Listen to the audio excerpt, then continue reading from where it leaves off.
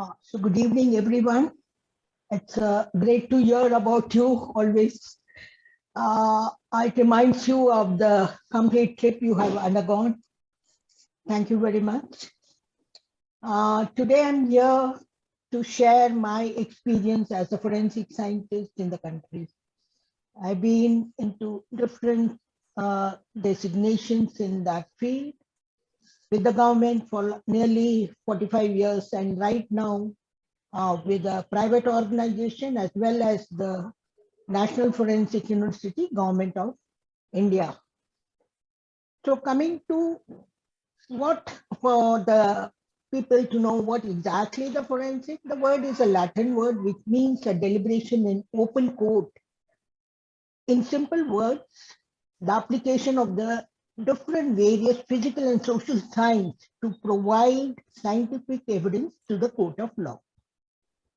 As every science has some principle, the basic principle of forensic science is lookout principle, which means when two objects touch each other, they leave some traces on each other.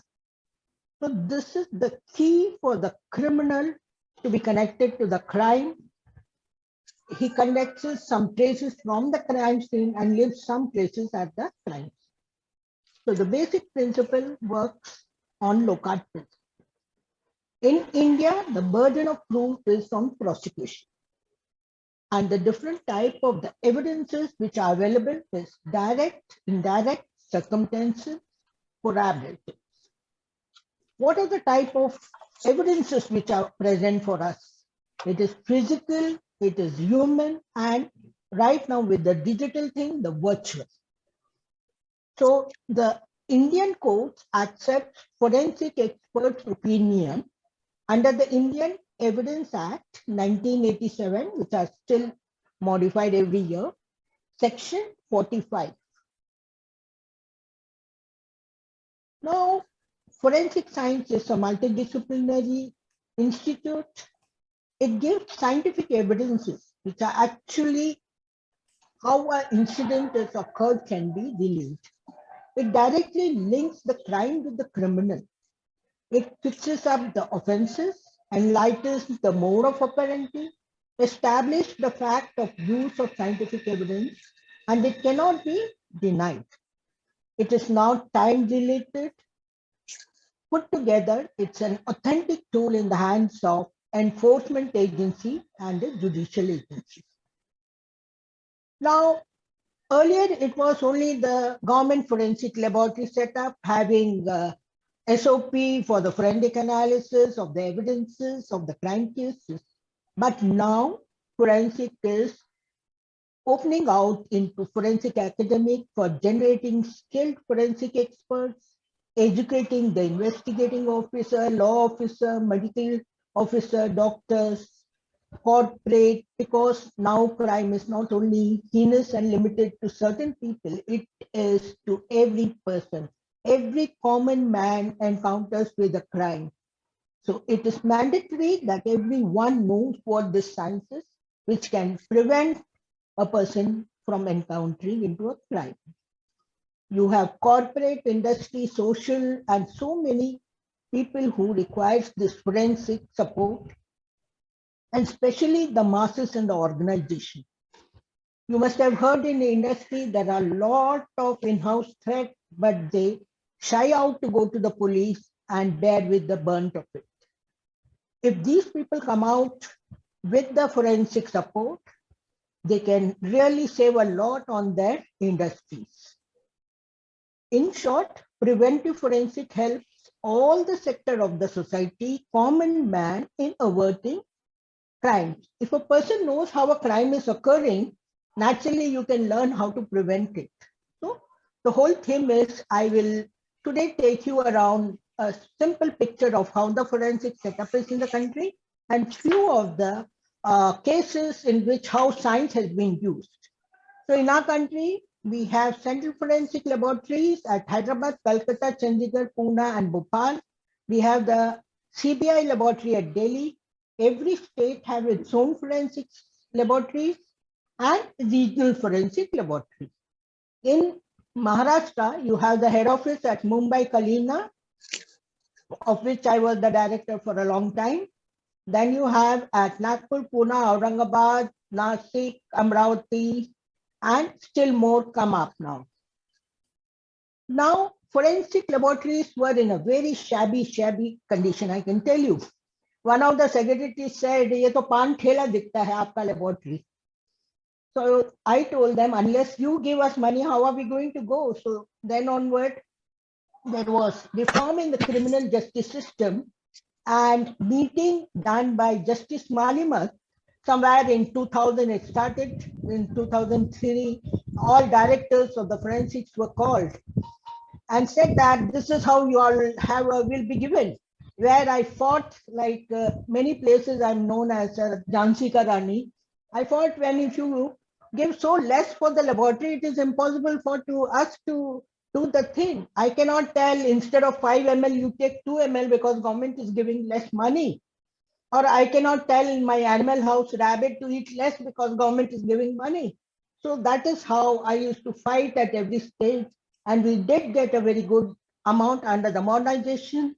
And in all the states, most of the states, and especially in Mumbai, we have high-grade forensic laboratory of analytical and biological grade and all the best of the equipments available to handle the high-tech crimes. Now, in short, in any laboratory, we have toxicology, biology, chemistry, physics, prohibition, ballistic, as Madam said, narcoanalysis, this brain fingerprinting, polygraph, forensic, speaker identification, cyber forensic, mobile forensic lab, all these, and regional have few of them less. So today we will see case-wise how they go about and what are they looking into. I start with the 93 blast, which is my very pet thing because it was handled totally by me. It was one of the case which no one can ever forget. Then there are some other, most of the blast cases were handled by me, Telgi case, Josia Benke. So all these I will be just telling and how and the scientific report stands in the court very strong with the support of the methods which we have established.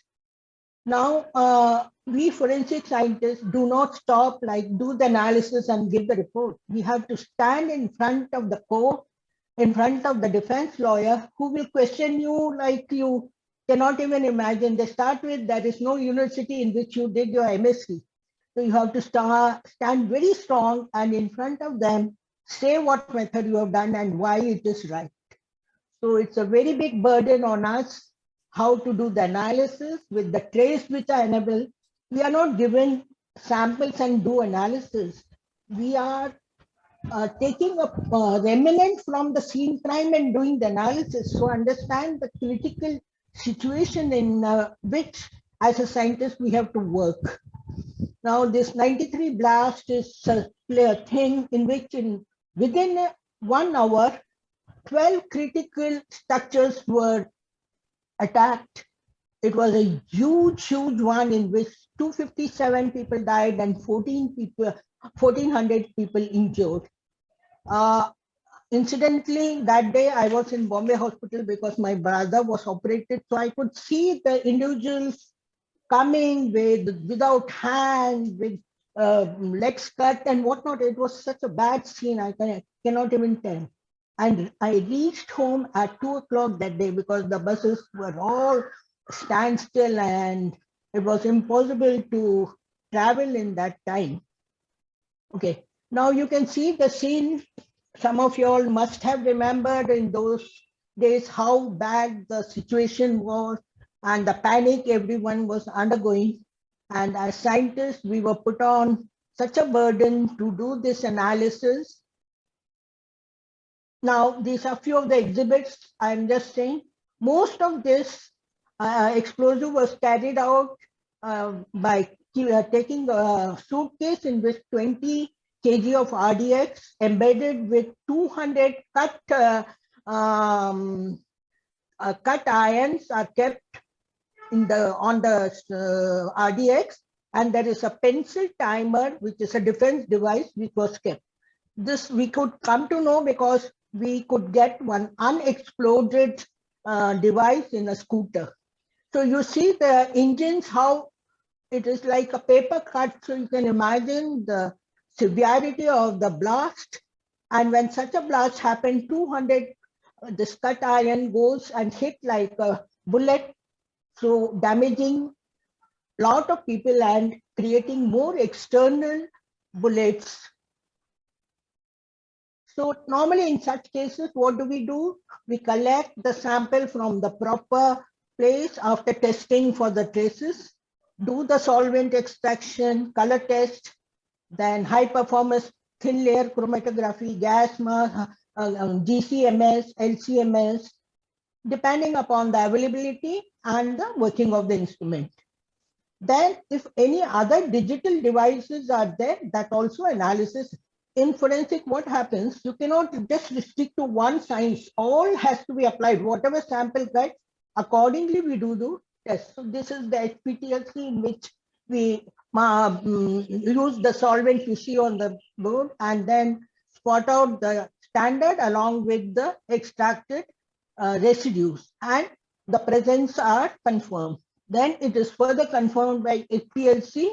Normally explosive are done by HPLC because it works on ambient temperature and you get good results also in this. So like 2-3 techniques, when it is confirmed, then the report is given to the investigating people and who submits in the court of law. So these are this is GCMS, we do the TIC only. We sometimes create our own library so that we can have a perfect match with it. So now with all this testing, what did we give? We gave, what are the high explosive we got? RDX, TNT, and hand grenade, which had TNT, NG, and NCNG. The identification of the vehicle in which the explosive were cut because of the damage we could see, and the cast iron going from inside to outside. And by doing this, we could tell the investigating people which are the vehicle in which it was kept. Finally, it was traced that it was bought by one person only, and that's how they could reach to the culprit.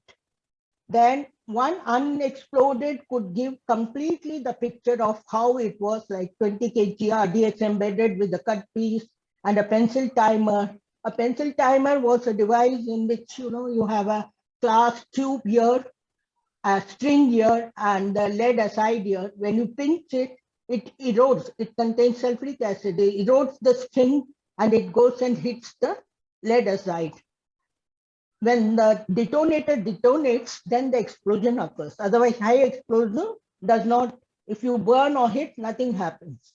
We could see the chemical similarity in the cast iron, similarity in the mode of operation of all the 12.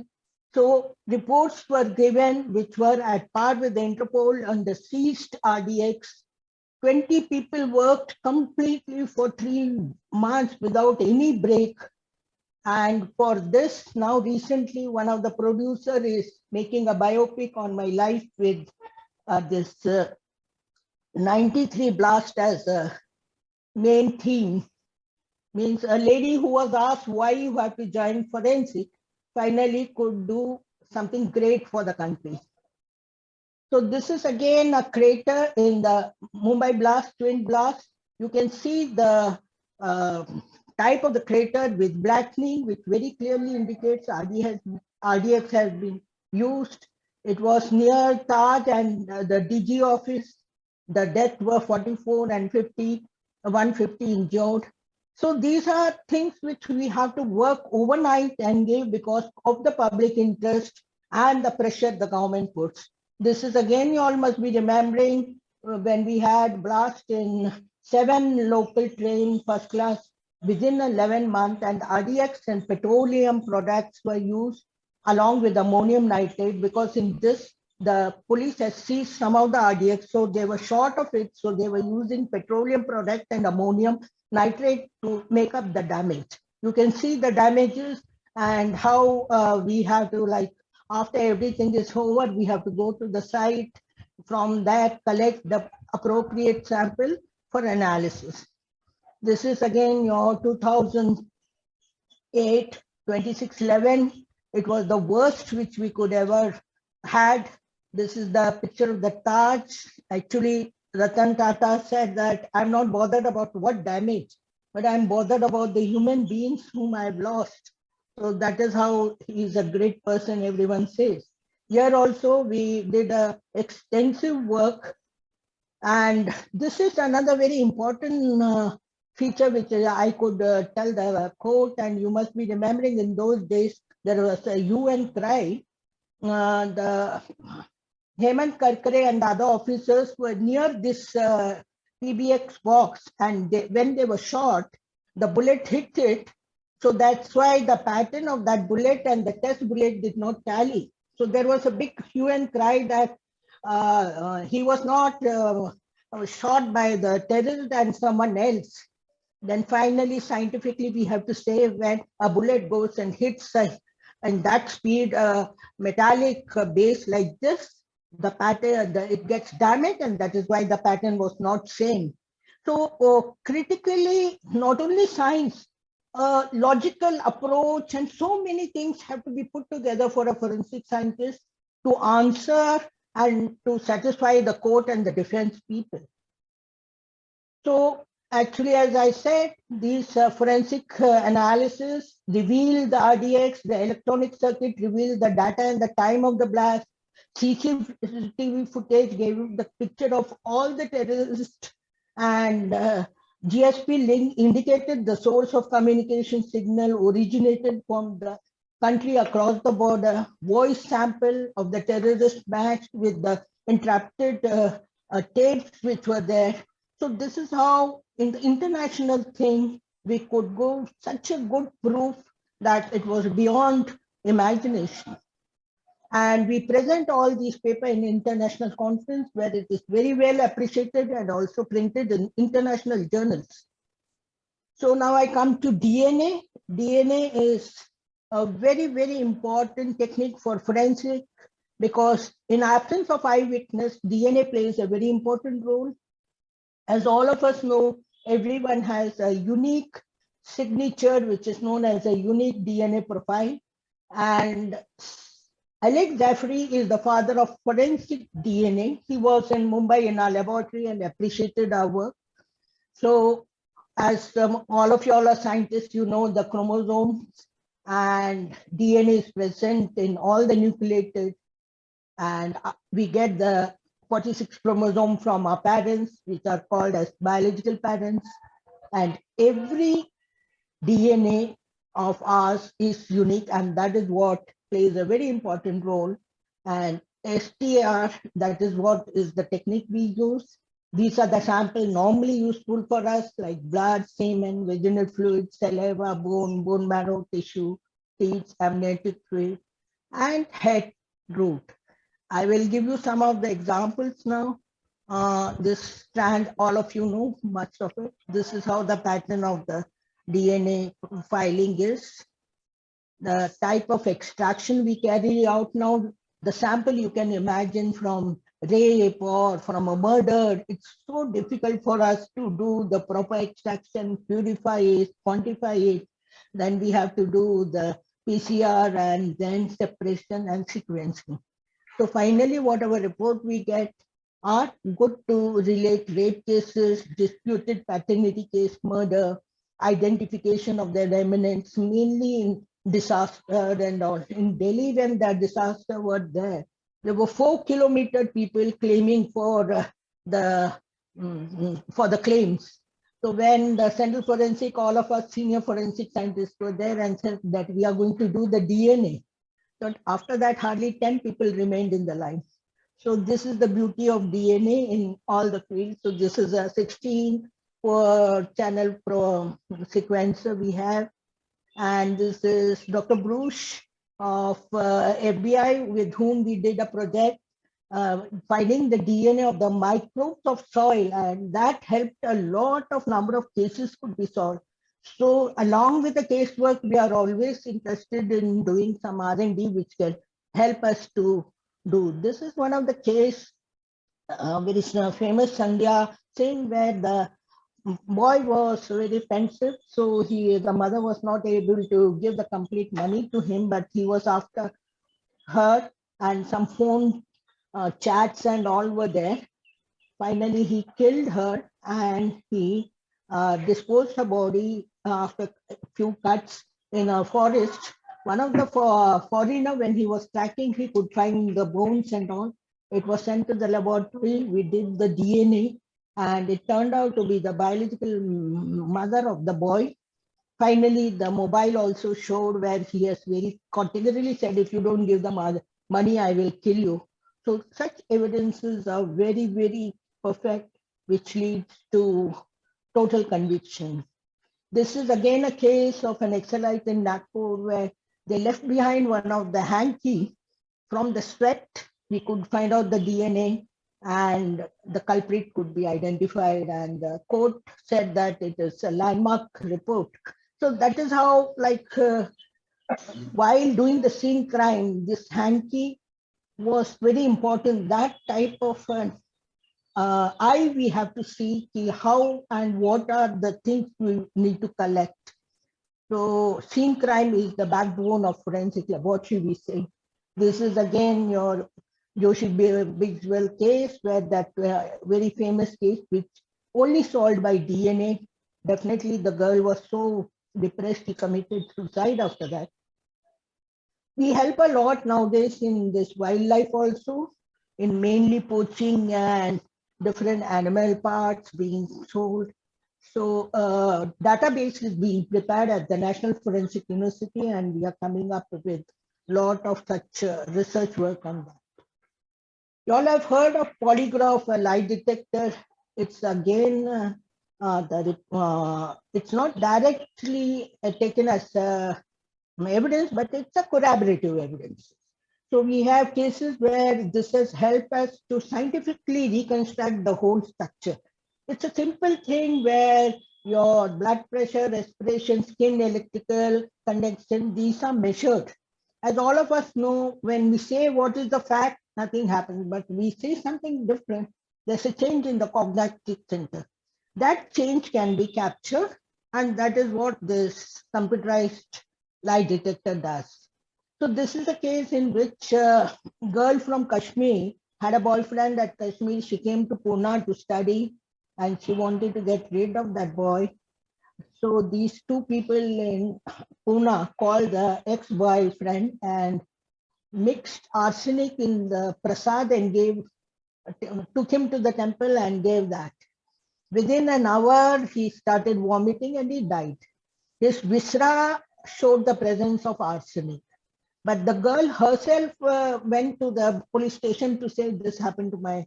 So the police did not get the fact very soon, and they were searching around.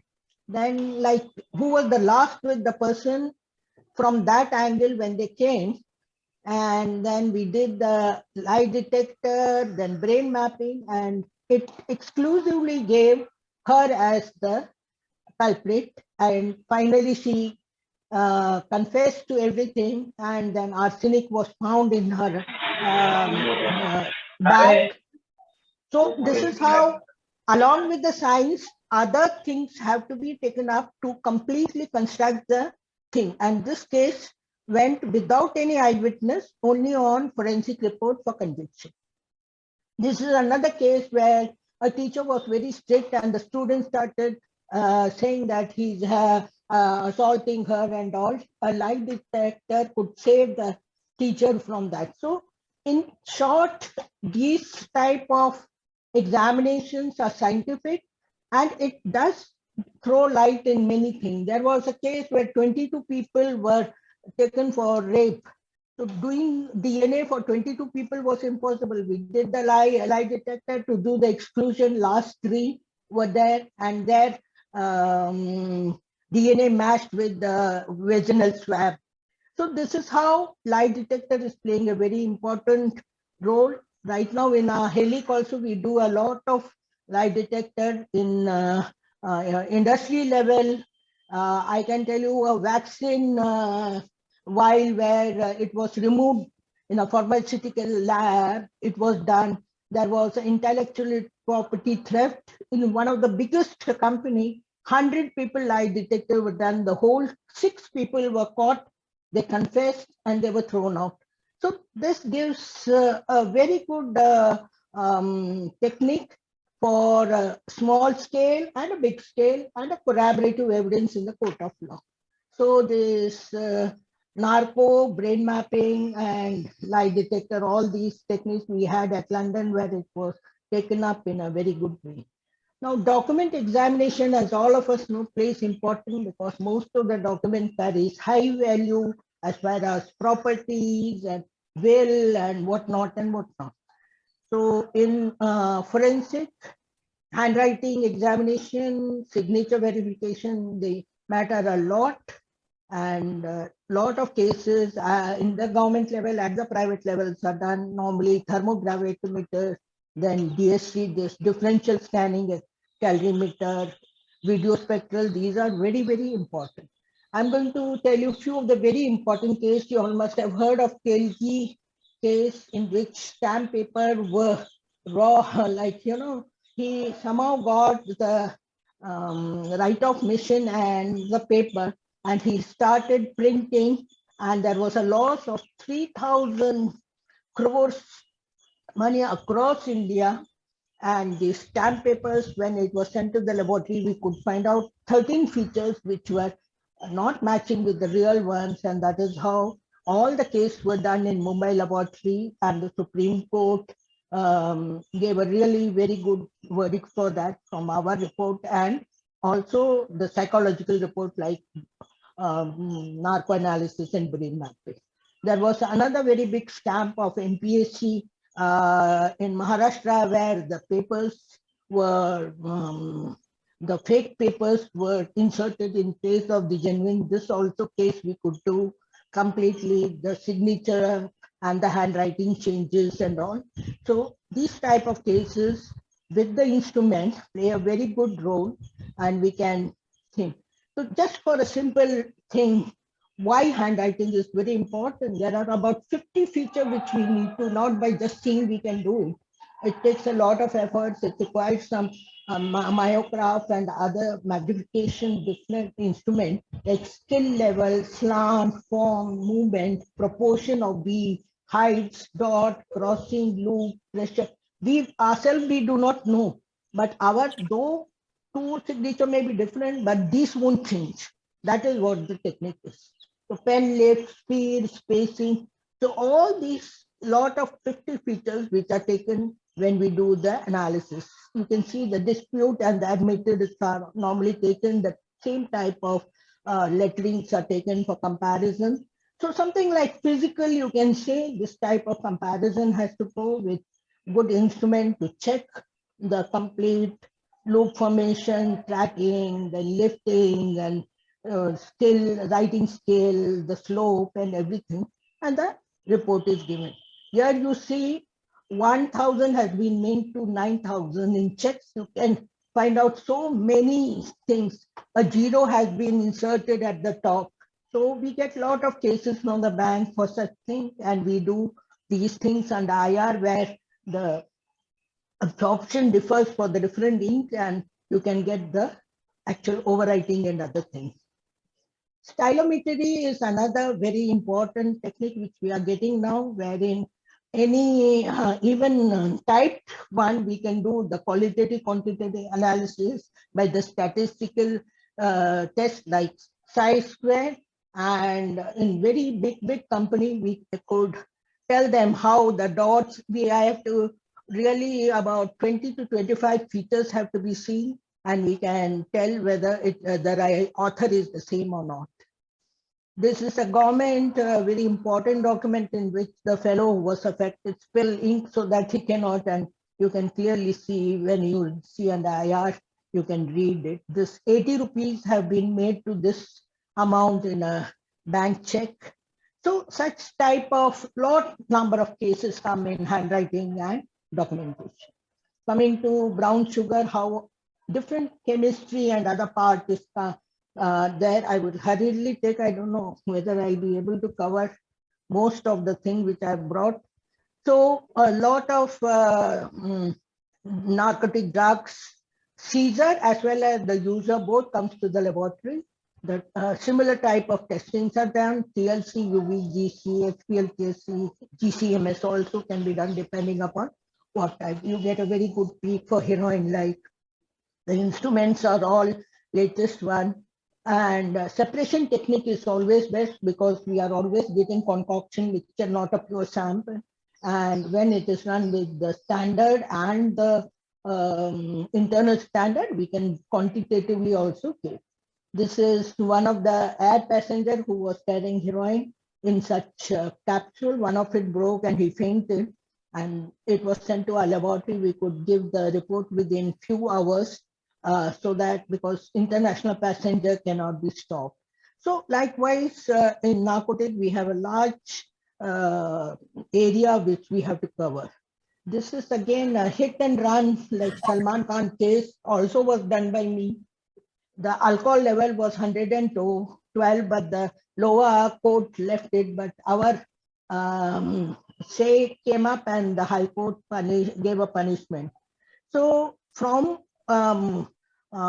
forensic point of view, the percentage of alcohol is very important. But the proving that he was the direct driver or not is again a logical conclusion and how it can be manipulated. That is how in many cases it happens. Now, petroleum product is playing a very important role in adulteration and filtering and whatnot. So here chemistry is used in a very large, like finding out the distillation range, density, flash point, viscosity, and we can easily say, so right now we have all automation for this. So the number of cases done are more, otherwise manually it becomes very, very difficult. And we have done a lot of number of cases where adulteration, mainly what happens, this PDF kerosene, they are sold at a very low price. It has a blue color, but many people know how to remove it with the charcoal, but traces remain. So industry kerosene is very high rated, whereas PDF kerosene.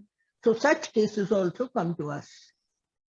Kerosene residue I've heard of lot many dowry death and domestic where kerosene is poured and persons are burnt, petrol or kerosene, the residues are found. There have been an incident in which a MLA did this and there was no residue. So he said, because there is no residue, I was called in the High Court. Normally High Court doesn't take the evidences, it's Session Court where it is. So there I showed them how it has been burned so much that the gold and all has melted, which means melting of gold is about 1500 degrees. So in that, kerosene won't remain. Kerosene ranges from about 140 to 240. So I said it is impossible. So we have to give scientific such explanation to the judges to prove that it has happened, but still people how they are hiding it. Then we have chemistry applied for this, cement, collapse houses, concrete, and then alcohol percentage in beverages for the excise, adulteration of food, soft drink, toilet. It is like you can't even imagine what comes and what not comes. And lot number of chases number of the car theft, and many of the celebrities, they will bring new car and change the chases number so that they don't have to pay the tax and all. But we could get the erasure done and get the real number. And then footprint, tire prints, all these mainly involving physical examination and principles of physics and all are there. This I would like to discuss. You all must be knowing in mod lab of BRC, 2 scientists were charged to death. So actually simple central laboratory and forensic laboratory said no residue of explosive, no residue of petroleum product. But after doing a critical analysis, we could make, there was a break and make device which may give a spark, and it was full of all type of chemicals. And some of them were broken. So when there is no flow of air, there is no fire, but charring is there. Charring evolves carbon monoxide. So the two boys have inhaled carbon monoxide and they couldn't shout only. The question was, when they were fire, why didn't they shout? So the very fact is, so much of soot is formed, which says that it is charring. If charring is there, carbon monoxide is there, and the people died. And when the lungs were analysis, it could be found that it was carbon monoxide full. So the central was very critical, because it being a critical structure, whether it is something accidental or it's an arson or a what type of case. So in this, I was specially asked to do the analysis and give the report. This is again a very important case, because here also I used to work with Dr. Gangadharan and Dr. Pathankar for JJ Hospital glycerin case. Very, you can imagine how restless these people are. Like, for injectable glycerin, they gave glycerin which is used for a pen, which normally contains high percentage of your diethyl, this thing, and diethylene glycol, which is very, very poisonous, and person died by kidney failure. About 14 people, including children, were died. There was a committee set up for this, and the whole case was like, Dr. Pathankar asked me to publish a paper. We did a very elaborate way work in LC with IR detector, completely quantifying the glycerin, diethylene glycol, water, and everything, and it was very scientifically done and reported to the committee. And finally, they found many of the government staff were guilty, and who passed this. Now, this is again a Joshi Abhinkar unique cases where there is no eyewitness, only the forensic people could get completely the clues, and the total death sentence were 4 young boys read some novel, and they thought, why not implement it. Like, they used to go into any house with some gagging material, a perfume, and a string, plastic string. They would first gag them, strangulate them, and then put the perfume so that no dogs or any trace, and they only go and inform the police that we heard some scream from this house. So likewise, they killed some 3 people and 4 people in Abhyankar house and in Joshi's place, like that. Finally, one of the person of that only got very scared and they refused. Then they killed him only when they got caught. So in this, the whole gagging material over about 1.5 years or 2 hours turned out to be a kurta which matched the person. Then the plastic rope was same everywhere. And another very unique thing is, you have plastic ropes which are tied up like that, plies. So all of this contained 16, but one contained 15. So this dissimilarity was very unique to connect it from the place they bought that and all the strangulation ropes. So all such type, it was very well appreciated at international conference, and only forensic report was taken up in this case. So this also appears now. I'll come to toxicology. You know, when unnatural death happens, the viscera or the vomit, blood, whatever it is sent to the toxicology. It totally uses all the chemical methods for the analysis, extraction, and then do the analysis. One of this, we remember a Negro lying in Mint Road. He was dead. His viscera and the blood sample was found, and it showed morphine along with the alcohol. A very high level of heroin was there, and the metabolites also. So this type of toxicological analysis is also very difficult, because from the viscera you have to extract and do this. Then one of the boys, he did not get a job, so he took the insecticide, methyl parathion, and he's soon there. So we were informed. We gave the report within 1 hour, and the antidote and atropine could be given and saved his life. So this type of clinical toxicology is also very important, because if we give the antidote, you can save a life. Now coming to cyber forensic, as you know, that is what is rocking right now everywhere. It can be like, hacking, it can be threatening mail, stealing or deleting important data, and so many other things. Now in this, a computer itself can commit crime like child prodding, threatening, email identity theft, sexual assault, defamation, and so many things. Or the computer becomes a target for the crime like virus and other things. So hurriedly we'll see how we go. We go identify what it is, seize it, authentify it like with the hash number, acquire it, do the analysis depending upon the nature of the analysis required, present it, and then preserve it. So normally in this terrorist activity, financial crime, sale of illegal article, intellectual property, forgery, all these involves all digital forensic analysis. Now in this, our terrorist thing, before the blast, we got the emails and the CD also, the ATS sent to us, and we could retrieve completely the emails that was created before the blast, and also the hard disk and the mobile phone could link the criminals with the voice, as well as the complete content in which they had planned out how they are going to. So we normally use Encache and FTK for these things in our analysis. This is again a email authentication of two companies. They had entered into a contract, and a Japanese company, after some time, they withdraw and they stopped completely talking after the complete money was transferred to them.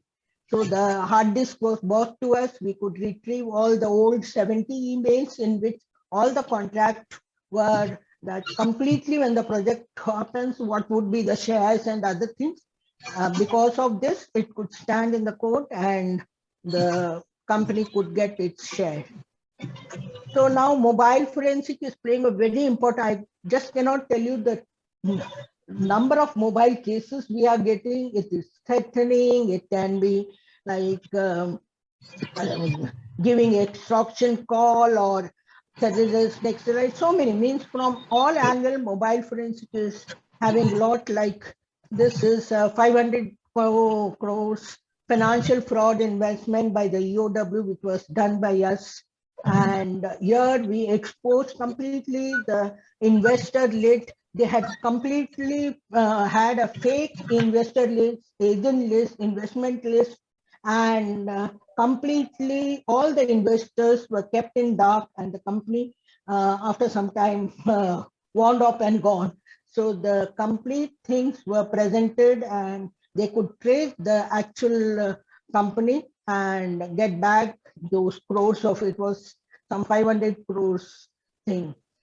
This is again an insurance company where this fraud agents, they resell the policy to multiply customers by retrieving our private emails, accounts, and other things. Mainly senior citizens become victim to this, and for the commission they get, they perform such new sales again and again. Now, voice analysis plays a very important role, mainly in political attack, blackmail, dispute, fraud, insurance, and other things. As all of us know, like DNA, your voice is also very unique because it passes through so many organs, and everyone, when if you do the analysis, the voice is very different. And mainly the bribery case and all, we get a lot, all back, so many things. In Malegaon blast, we could do the voice analysis, gangster cases, cricket matching, many cases come to us for that. This is again a case of CCTV footage. Take a photo in the dark, you can say frame by frame work, how the number could be identified and given to them. This is again a lorry carrying a huge amount of golden idols, which were still stolen. And finally, we could identify where it was and trace the number and give them. So this is the mobile forensic van which we prepare, because the proper sampling is very, very important. And all the facilities and the kits are there to see that you collect a proper sample from the scene crime. Otherwise, like Arushi case, you lost everything. So no case can be done out of it. It is gone case. So one should not happen. So Ministry of Home Affairs has come up with, and they give money to all the state government free of cost to buy such mobile forensic van. We regularly, as we have to upgrade ourselves, we have seminars, conferences, and all the area. As you know, I'm an analytical chemist, but I cannot say I do not know this or that. Forensic means you have to have at least the basic knowledge of all if you are heading a particular thing. So we interact with BRC a lot, also neutron activation workshops and all are used to come. And this, again, so many things. We interact with the judges also, because unless they know what the forensic report looks like and why it is important, it is difficult. So we regularly have workshops for all the judges. So this is again the judges of highest Supreme Court, High Court, then your family court. Family court cases are nowadays very, very modern. The husband wife, they fight digitally and the evidence is manipulated and whatnot. If you listen to the cases, you'll be really very shocked the type of cases we receive. And we normally interact with the common people also, okay, how you can safeguard yourself. This is in the Maharashtra Police Academy, where we have created a forensic awareness center so that the police are well trained in the forensic methodology, so that they modernize the investigation. Regular police trainings are given, and then we like to take forensic to common people wherever university or common platform. We normally go and give lectures like Rotary Club. So this is during the RR Patil, the last meeting which I had with him, when he had invited me to give a lecture on crime against women at Sangli. So for all my good work, I did receive a lot of awards, and I thank God and all the well-wishers for that. So this is our National Forensic University, where I'm an academic council member. And very soon we are coming up in Mumbai with the National Forensic University Corporate Forensic Training Center, where we have entered into it, and I'll be heading it, where we want to give forensic backup for all corporate industry, film industry, and all common people also, so that they get, instead now, you know, there are some forensic scientists in the market who are BCom and BA, and they call themselves, I don't even know whether they have ever seen a lab. So Amit Shah is very much after that corporate forensic center should be there. So in Mumbai, we are starting that. It has been inaugurated, and very soon we'll be coming up with it in a very big way. And there are some forensic private laboratories, out of which Helik is one of it.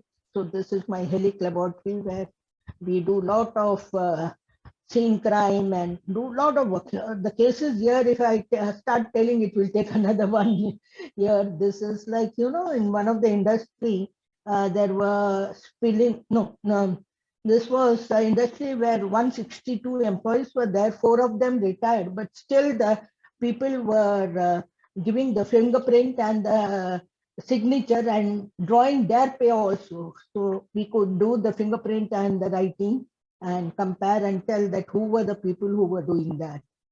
This is another industry. There was spill of lot of lube oil and friction of the machine. There was spark. Whole thing caught fire and so much of loss. So in industry, we are taking up that how we can teach them how only accidents happens because of the ignorance. So we are going to give forensic support to them, how they should maintain themselves so that such accidents don't happen